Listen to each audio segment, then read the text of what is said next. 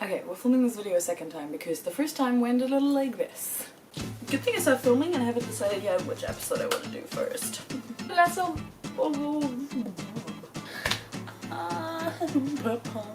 hopefully little seriously. Let's hope the second time is a little more coherent. I don't have high hopes though. Hello magical people and welcome to this new series on my channel. I know I've made a lot of College of Wizardry content, but so far I've always kept in mind the people that have no interest in actually going to College of Wizardry or can't go and just kind of want to see stuff about the magic and follow my journey and all that. Now I feel like it's time to actually make content for College of Wizardry people, for the community and for people who want to go and are just looking for some advice. Worry not though, there will be videos about more general Larp stuff. I'm planning another series that goes back to the basics a little, but more about that in that video. Also, disclaimer, please take this series with a grain of salt. I am not the best person to give advice because I don't stick to it myself.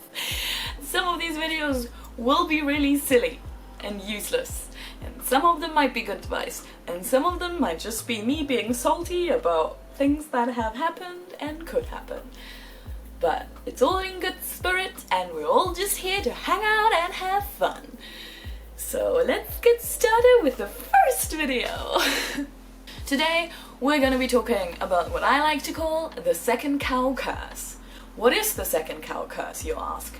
Well, usually people who come to cow for the first time don't really know what to expect. They might think they do, but really they don't. When you haven't been to cow, you don't know its full potential. You don't know all the amazing things that you can do. You haven't seen other people create amazing characters. So you show up with your character and you just kind of go with the flow. You do a couple things you might have planned, but in general, you just live freely and just really experience the magic and all the adventures that are happening at this game. While you're there for the first time, you see all these other things that you are not participating in. And you see all these other characters and these storylines, and all of it is so amazing and so inspiring. And that's great. But with that also comes a problem. Because when you then plan to return to College of Wizardry for a second time, you want to do all the things. All of them. Like, let me just come up with an example, just out of thin air. Let's say you come up with a character who has a lot of time fuckery, bullshit chronomancy in their background, and also has a family full of chronomancers. And then you go to school and you want to play fireball, and you also want to be a famous broom racer, and you want to blow shit up everywhere, and you want to be really bad at class but go to all your classes, and you want to help a friend get back to their own time because they have to pull out of the time, and then they return as a ghost and everything's fine, and you also want to have a really intense romance plot because that's what you live for, and then that doesn't work out, and then you just go and find another really intense romance plot. Oh, and on top of all of that, you also want to be a prefect. Yeah, I didn't do that. I would never do that. Ever. Basically what it comes down to is that you fully overplan yourself. You want to do all the things, you want to be involved in all the storylines, you want to come up with the craziest background story and the most intense character with the darkest of secrets. And there's nothing inherently wrong with coming up with a somewhat over-the-top character. It can be done really well, but you need to give yourself the freedom to explore that story freely rather than plan every minute of your day and be involved in 10 different clubs and, you know, also want to do all your homework and you want to have romance plot and you want to have your mafia family, I don't know. It's a lot, and there's only so many hours in a day and there's only so many days in College of Wizardry. And then what ends up happening is that it feels more like playing out a script that you've come up beforehand. It becomes more acting than LARPing, because you haven't given yourself the space to just freely react and be pulled in different directions and be surprised and drawn into adventures that you could have never imagined to happen.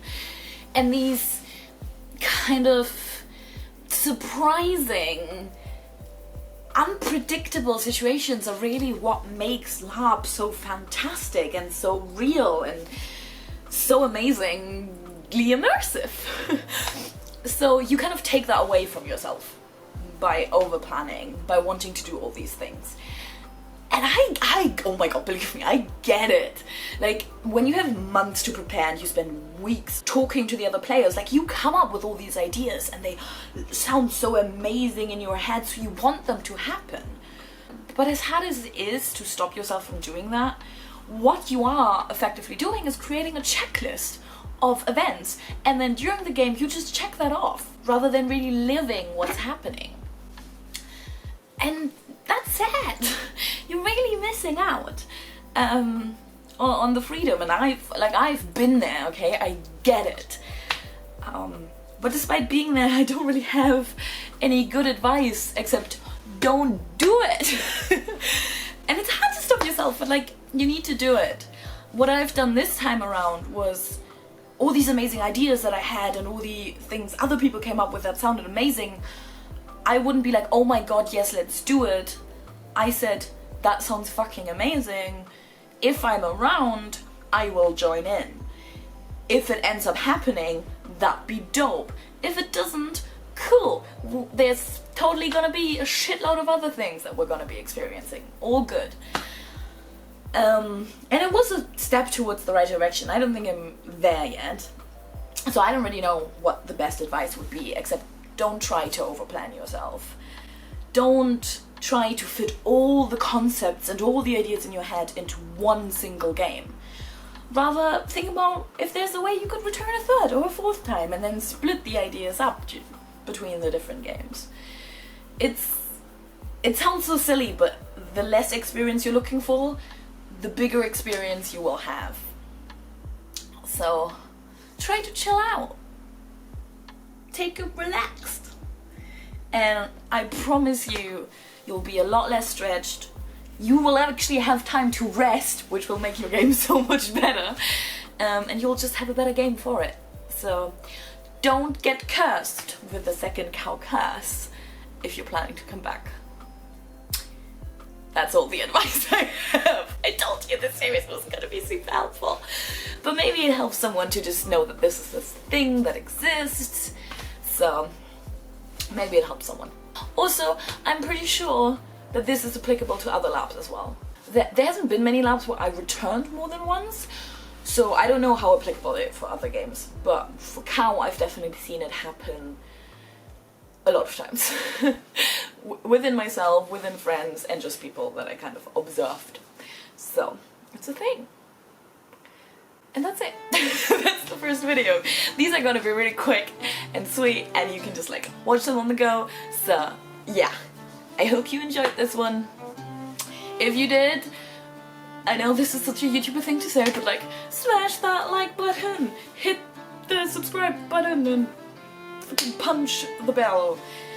If it actually does anything, I don't know. But I feel like my videos are not really shown to everyone who's subscribed. I've had that on Twitter a couple of times, that people just didn't see my videos, so maybe the bell can help. It really means a lot to me, any support this channel can get, because it's a lot of work, and it makes me really happy when people actually watch it and enjoy it.